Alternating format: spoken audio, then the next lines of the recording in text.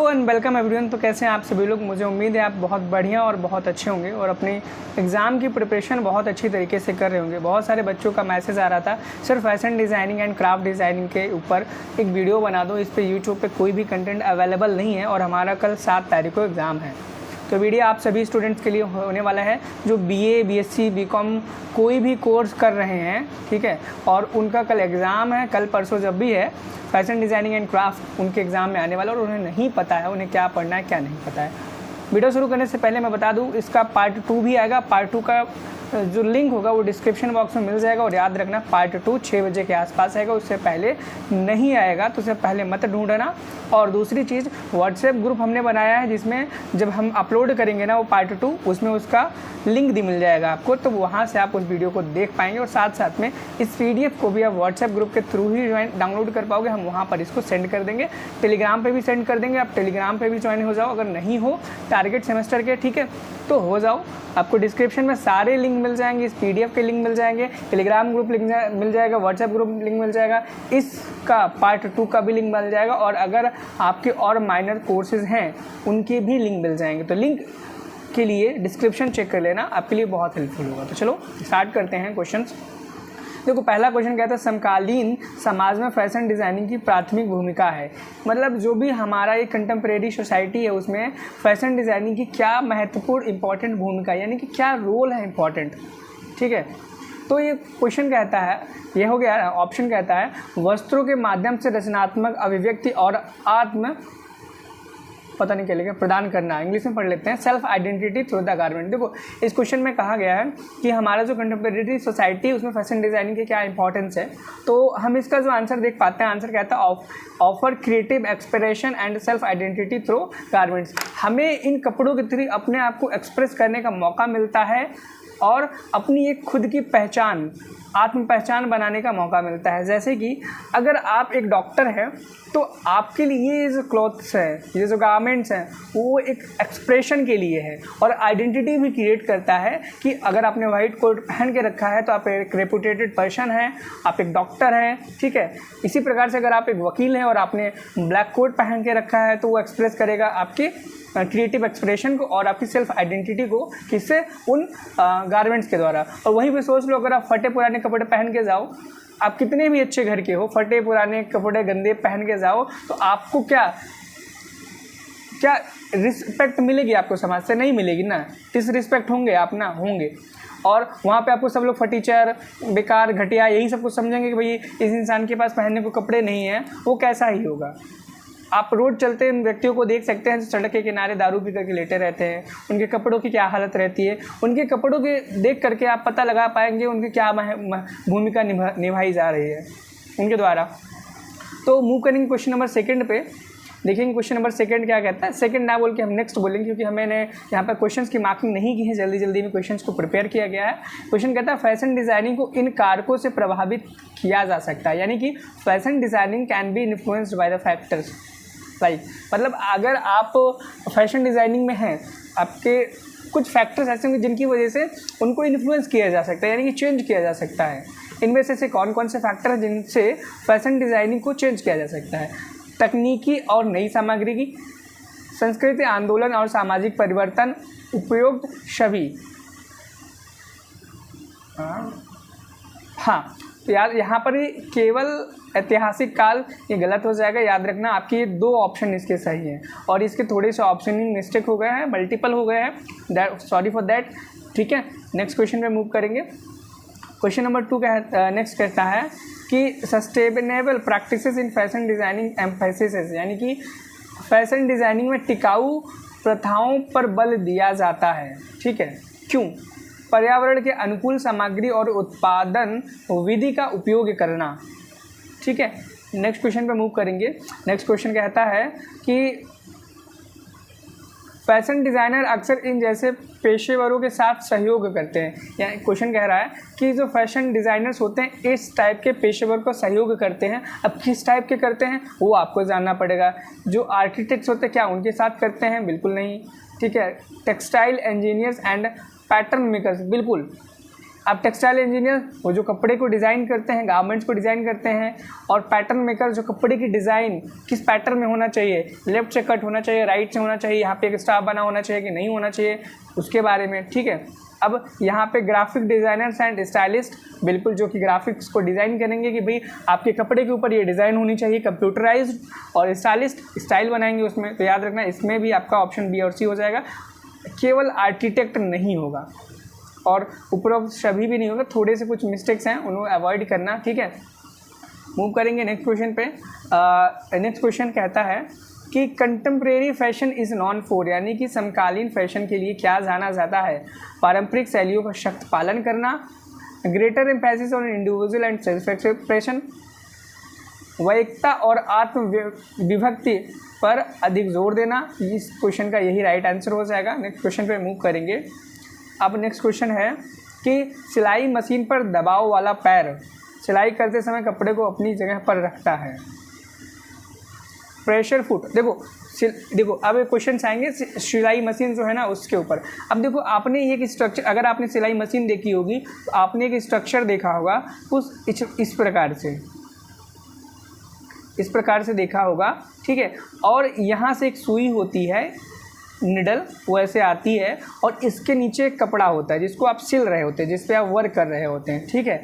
अब यही पूछा गया है, ये पैर है ना, इसको प्रेशर फुट बोला जाता है। क्या बोला जाता है? प्रेशर फुट बोला जाता है। अब यही पूछा गया है कि सिलाई मशीन पर दबाव वाला पैर, pressure foot on a swing machine पे इसका क्या प्रभाव पड़ता है, मतलब इसका क्या काम होता है? डायरेक्ट सुई अंदर बाहर क्यों नहीं कर जाती है? क्योंकि अंदर बाहर करेगी तो कपड़ा सरकेगा, तो डायरेक्ट नहीं करा सकते, इसलिए हमें एक प्रेशर फुट की आवश्यकता पड़ती है। देखेंगे सिलाई करते समय कपड़े को अपनी जगह पर रखता है, कपड़ा सरके ना, इधर उधर भागे ना, कपड़ा एक जगह स्थिर रखे ताकि सुई अंदर बाहर आकर के कपड़े को अच्छे से सिल सके, ठीक है।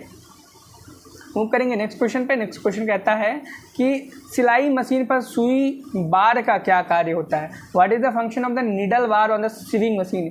अब इस सुई बार का काम होता है सुई को ऊपर और नीचे ले जाने वाला। अब आप इंटरनेट में फ़ोटो देख लेना नीडल बार कहाँ पर होता है। नीडल बार देखो, जब आपकी ये मशीन है मान लो ना, नीडल बार कहाँ होता है मैं बता देता हूँ। यहाँ पे एक इस प्रकार का बना होता, ये मान लो आपकी मशीन है, मुझे इतना अच्छी ड्राइंग नहीं है, आप अपने घर पे देख लेना मशीन कैसे रखी है आपके घर पे। ये टेबल है, ठीक है, ये टेबल है। अब इसमें आपकी सुई लगी रहती है और आपका यहाँ पे फुट होता है, वही जो फुट प्रेशर फुट होता है, और ये आपकी सुई है, ठीक है। अब यहाँ पर ये जो वाला पार्ट है जिसके अंदर सुई लगी है उसको निडल बार बोलते हैं। अब बोला गया है निडल बार का क्या काम होता है, तो निडल बार ने क्या करके रखा है? सुई को पकड़ के रखा है ना, यही तो सुई को ऊपर और नीचे ले जाने वाला, ऊपर नीचे ले जाएगा और उसको पकड़ के रखेगा, ठीक है। समझ में आ रहा है ना क्वेश्चन? बहुत इजी क्वेश्चन आने वाले, ज़्यादा घबराओ मत। बच्चों ने बहुत सारे घबराहट अपने मन में भर ली है कि मेरा बैक लग जाएगा इस पेपर, ऐसा कुछ भी नहीं होने वाला है, ठीक है। अब सिलाई मशीन पर feed dog on a swing machine. अब फीड डॉग क्या होता है? तो देखो फीड डॉग, अब फीड डॉग का भी आपको फोटो देखना पड़ेगा, उसके बिना नहीं समझ आएगा। सिलाई के दौरान कपड़े को धक्का देते हैं, याद रखना। फीड डॉग का फंक्शन होता है जब भी सिलाई आप कर रहे होते हो तो कपड़े को धक्का देते हैं आगे की साइड को, ताकि कपड़ा आगे जाए और वो सिल जाए। नेक्स्ट क्वेश्चन में मूव करेंगे। नेक्स्ट क्वेश्चन कहता है कि सिलाई मशीन में बाबिन केस का क्या काम होता है? अब याद रखना केस की बात की गई है, बाबिन पता है क्या होता है? बाबिन होता है एक इस प्रकार का गोला होता है। अब आपको शायद नहीं पता होगा, आपकी मम्मी से अगर आप पूछेंगे तो ज़रूर ही आपकी मम्मी बता देंगी ये बाबिन क्या होता है।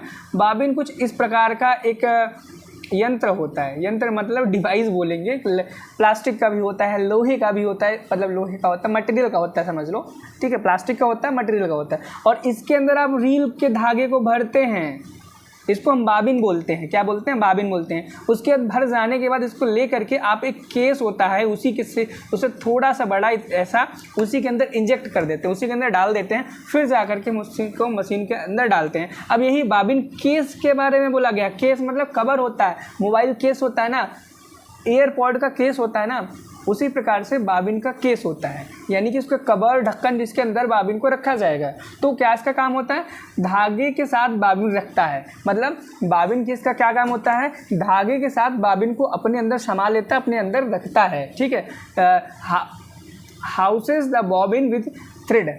ठीक है, नेक्स्ट क्वेश्चन पे चलेंगे। नेक्स्ट क्वेश्चन देखेंगे क्या कहता है, सिलाई मशीन पर टेंशन डिस्क। अब ये टेंशन डिस्क क्या टेंशन है भैया, देखते हैं। द टेंशन डिस्क ऑन ए सिलाई मशीन। अब यही फंक्शन ही पूछा गया भाई, टेंशन डिस्क का क्या फंक्शन होता है, क्या काम होता है। तो याद रखना, ऊपरी और निचली धागों की जकड़न को नियंत्रित करने के लिए आपका टेंशन डिस्क होता है। अब देखेंगे, जब भी मशीन देखोगे ना, आप मशीन का जो सर होता है यहाँ पर एक ऐसा कुछ एंटीना टाइप का छोटा सा निकला होगा, उसके अंदर ऐसा होगा, उसके अंदर धागा आता है, धागा आकर तब सुई में जाता है, डायरेक्ट सुई में नहीं जाता है, उसको ही हम बोलते हैं क्या, टेंशन डिस्क बोलते हैं। ठीक है, अब हम मूव करेंगे नेक्स्ट क्वेश्चन पे। देखेंगे नेक्स्ट क्वेश्चन कहता है, कौन सा फाइबर अपनी उच्च अवशोषण क्षमता और सांस लेने की क्षमता के लिए जाना जाता है। Which fibre is known for its high absorbency and breathability. ठीक है, याद रखना, कपास। क्यों, क्योंकि आपने सुना होगा, आपको पता होगा, जो कॉटन के कपड़े होते हैं, कपास के कपड़े होते हैं, बहुत ज़्यादा हाई क्वालिटी के अच्छे होते हैं, उसके अंदर हाई एब्जॉर्बेंसी होती है, उसके अंदर आप ब्रीथिंग, आपकी बॉडी अच्छे से ब्रीथ कर पाती है, हाईली एब्जॉर्बेबल, यानी कि आपके अंदर जो भी अगर पसीना आता है, स्वेट आता है, तो उसको एब्जॉर्ब कर लेता है। ठीक है, देखेंगे next question, synthetic fibre generally offer. Synthetic fibre आमतौर पर हमें क्या प्रदान करते हैं। तो याद रखना, जो सिंथेटिक फाइबर होते हैं वो अच्छा लोच और खिंचाव, good elasticity and stretchability provide करते हैं। जो आपने देखे होंगे जो सिंथेटिक फाइबर होंगे, जैसे कि कुछ ऐसे पैंट्स आते हैं, ऐसे जीन्स आती हैं, ऐसी शर्ट्स आती हैं, ऐसी टी शर्ट्स आती हैं जो स्ट्रेचेबल होती हैं, वो सिंथेटिक फाइबर से बने होते हैं। किससे बने होते हैं, सिंथेटिक फाइबर से बने होते हैं। अगर हम सिंथेटिक फाइबर के भी एग्जांपल भी शायद आपसे पूछे जा सकते हो, आप याद करना, इंटरनेट पर जाके दो चीज़ें सर्च कर लेना कि सिंथेटिक फाइबर के एग्जाम्पल क्या होते हैं, क्या सिंथेटिक फाइबर के एग्जाम्पल क्या होते हैं और नॉन सिंथेटिक फाइबर के एग्जाम्पल क्या होते हैं। ठीक है, कर लेना, एग्जाम्पल आपसे पूछे जाने के चांसेस हैं। थोड़ा सा बैकग्राउंड में कूलर का शोर हो रहा है, उसके लिए मैं क्षमा चाहूँगा, गर्मी इतनी ज़्यादा कूलर चलाना मजबूरी पड़ रही है। ठीक है, अगला क्वेश्चन देखेंगे। अगला क्वेश्चन कहता है, नेचुरल फाइबर्स। देखो आ गया, नेचुरल फाइबर का नाम लिए थे ना, अब वही synthetic fibre, non synthetic. Natural fibres like wool are known for their. आपका जो नेचुरल फाइबर है जिसे हम वूल कहते हैं, वो किस लिए जाना जाता है। तो याद रखना, एक्सीलेंट वार्म एंड इंसुलेशन, वो आपको एक गर्मी और इंसुलेशन प्रोवाइड करता है। ठीक है, ताकि आपके अंदर की हीट बाहर ना जा सके और बाहर की जो कोल्ड है वो अंदर ना आ सके, और आपको एक उत्कृष्ट गर्मी प्रदान करता है। ठीक है, याद रखना, ये क्वेश्चन को, ये बहुत इंपॉर्टेंट क्वेश्चन है। तो नेक्स्ट क्वेश्चन पे देखेंगे। नेक्स्ट क्वेश्चन कहता है, कौन सा फाइबर अपने शानदार एहसास और उच्च शक्ति के लिए जाना जाता है। तो याद रखना, silk. Which fibre is known for the luxurious feel and the high strength. High strength मतलब जो टूटे ना, हाई लग्जरियस फील, आपको बहुत ही ज़्यादा लग्जरी फील कराए। सिल्क, आपने सुना होगा वो सिल्क वाली साड़ी, सिल्क वाले कपड़े। अभी एक नया गाना भी चला है, मरून कलर साड़ियाँ, उसमें भी सिल्क जहाँ तक इस्तेमाल किया गया होगा, तभी इतना गाना फेमस हुआ है। मैंने भी सुना, रील्स में देखा, तो मैं बता रहा हूँ। ठीक है, और नेक्स्ट क्वेश्चन पर मूव करेंगे। देखेंगे नेक्स्ट क्वेश्चन क्या कहता है।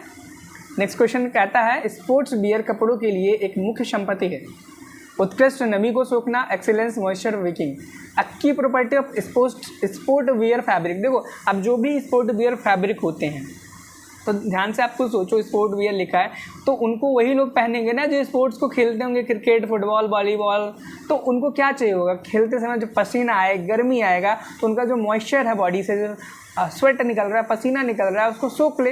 तो जो कपड़ा होना चाहिए स्पोर्ट्स वियर फाइबर का, वो कैसा होना चाहिए, ऐसा होना चाहिए कि एक्सीलेंट मॉइस्चर विकिंग हो, उसके अंदर की जो नमी हो उसको सोख ले, आपकी बॉडी की सारी नमी को सोख ले, और आपको गर्मी, मतलब बॉडी गीली ना है, और शर्ट टी शर्ट आपने जो भी पहन के रखा है स्पोर्ट्स वियर में, वो गीला हो जाए, चलेगा, कोई दिक्कत नहीं। ठीक है, natural fibres are derived from, बहुत इंपॉर्टेंट क्वेश्चन है आपका। ये जो नेचुरल फाइबर होता है वो किस चीज़ से प्राप्त किया जाता है, तो याद रखना इससे पौधे और जानवरों के स्रोतों से। नेचुरल बोला गया, नेचुरल वो जो नेचर में ऑलरेडी एग्जिस्ट करते हैं, और सिंथेटिक वो होते हैं जो बाय ह्यूमन उसको लैब में और फैक्ट्रीज में बनाया जाता है, उसको हम नॉन सिंथेटिक बोलते हैं। ठीक है, ठीक है। नेक्स्ट क्वेश्चन देखेंगे, कृत्रिम फाइबर के उदाहरणों में शामिल है, यानी कि examples of artificial fibre includes. तो अगर हम आर्टिफिशियल फाइबर देखो नॉन सिंथेटिक की बात करेंगे तो आर्टिफिशियल फाइबर में रायन एंड विस्कोस आएगा। ठीक है, याद कर लेना। ये एग्जांपल देखो आ गया, मैंने कहा था एग्जांपल याद करना, और एग्जांपल ही यहाँ पे आ गया, एग्जांपल आ गया, तो अब आपको याद करना ही पड़ेगा। ठीक है, अगला क्वेश्चन, कृत्रिम फाइबर के उदाहरणों में शामिल है, रियान एंड इसको कर ही लिया था हमने। मिश्रित कपड़ा बनाया जाता है। अब जो मिक्स फैब्रिक्स होते हैं वो कैसे बनते हैं, तो याद रखना blending different type of fibre. अब कई प्रकार के जो फाइबर होंगे उनको मिक्स करेंगे, इसीलिए मिक्सड है। टेक्सटाइल फैब्रिक्स यानी कि जो गारमेंट्स हैं उनके बारे में बात की जा रही है। नेक्स्ट क्वेश्चन पर मूव करेंगे, देखेंगे नेक्स्ट क्वेश्चन क्या कहता है। और नेक्स्ट क्वेश्चन कहता है, a benefit of blending cotton with polyester in a fabric can be.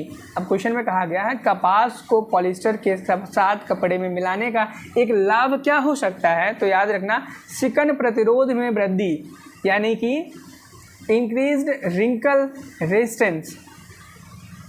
ठीक है, नेक्स्ट क्वेश्चन पे मूव करेंगे, देखेंगे नेक्स्ट क्वेश्चन कहता है कि which fibre typically burns with melting and smell and drips.